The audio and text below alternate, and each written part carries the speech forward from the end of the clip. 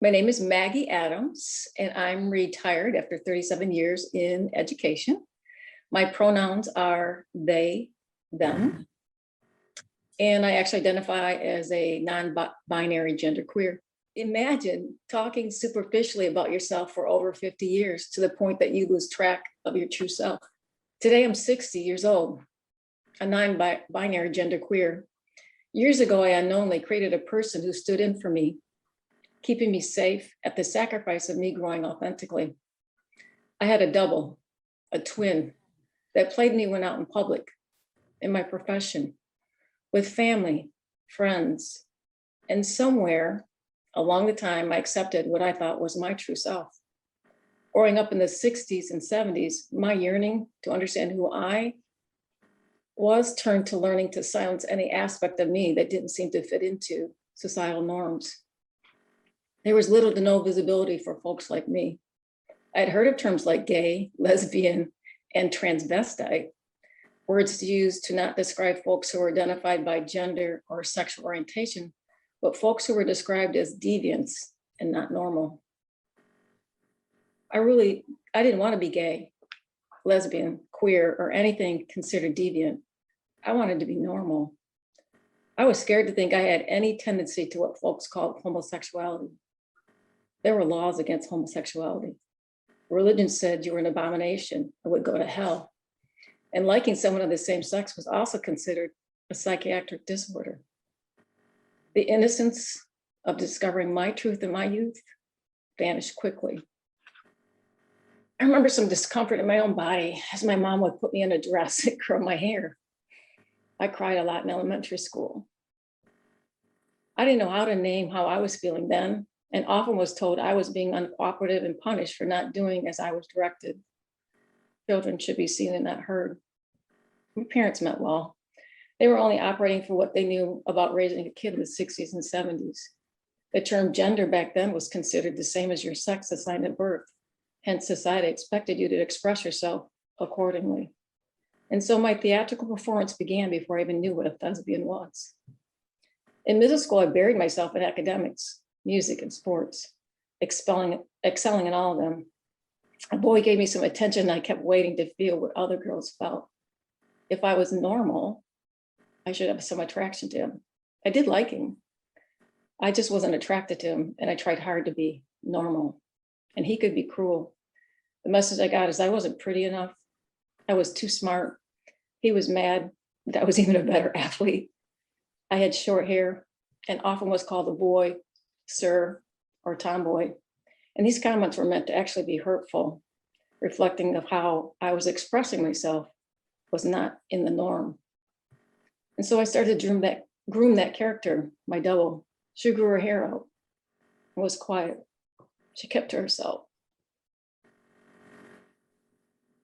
By the time I was in high school, I knew I was attracted to girls, and I preferred to dress gender neutral. This just seemed so natural. There were no role models or figures in the public to look for reassurance of how I was feeling, or even desiring how to express myself in my attire.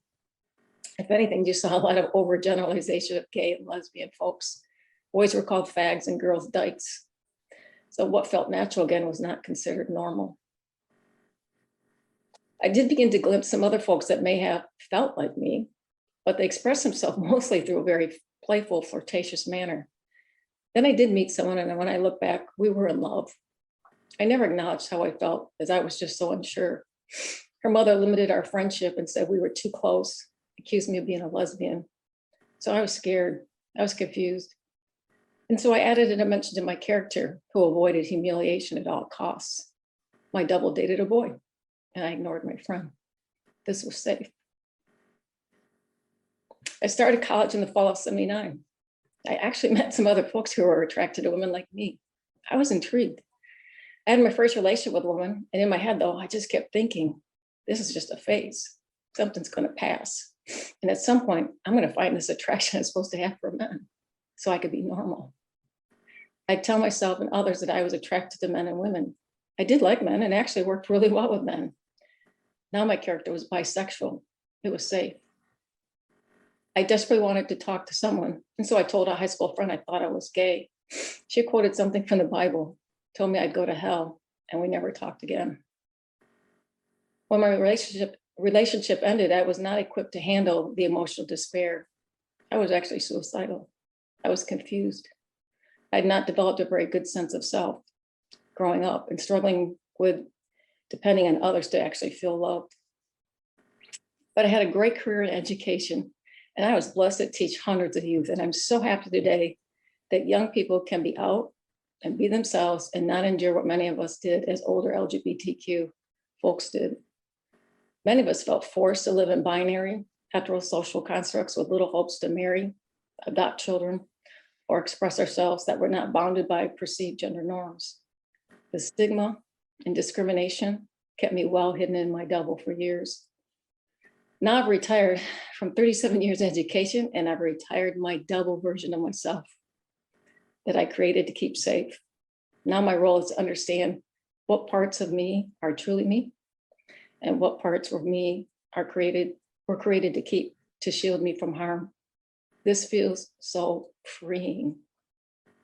And I'm enjoying exploring what my style is as a non-binary genderqueer. I want all kids to feel free and authentic in their identity and expressions, and that this is normal. The fact that kids can now hope to marry, adopt, and express themselves beyond binary and other social constructs is something I never thought would be possible in my lifetime. I love that inclusivity now includes educating ourselves in understanding the difference between gender and sexual orientation. The visibility is growing and glowing. And I hope that one day there's no such thing as coming out. That normal is that young kids feeling valid and accepted in their experiences, which include exploring and questioning their gender and sexuality, and feel free to express in their truth throughout their lives.